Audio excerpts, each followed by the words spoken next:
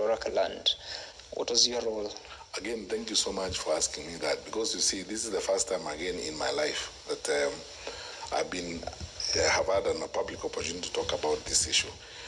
When I analyzed the events of that and the experiences I had and how that particular incident is used to malign my character and my tenure in public service, it is one of those pains that you have to gladly bear for having served in the public. And if you give me time, I'll explain this. Under the law today, the compulsory acquisition of any public land can only be done by the National Land Commission.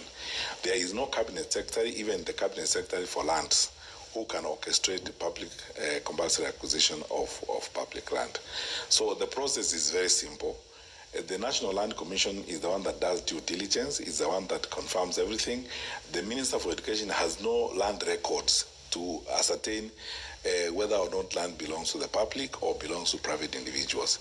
This is the responsibility of the National Land Commission. When the National Land Commission has completed their work, they will ask the responsible ministries to confirm public interest before they proceed to go and make the payments, as it were.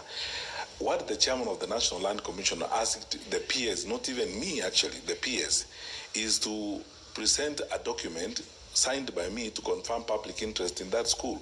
That's a school that receives teachers from TSC. It's a school that receives capitation from government. So that is the public interest we confirmed in the school. The process of acquisition and everything else was a matter of the National Land Commission, as it were.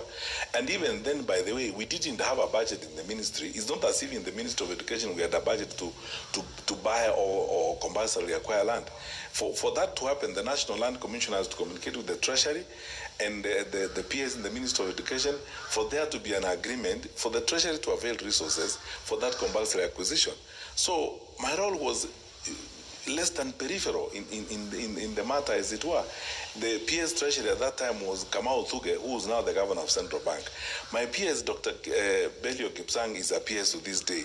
They worked on this matter together and so on. To this day, I wonder why every time, those who, my detractors and everyone who wants to insult me comes up and calls me Ruaraka, land thief, as it were. Secondly, a competent court, the three-judge bench, made a ruling on this matter about 6 years ago.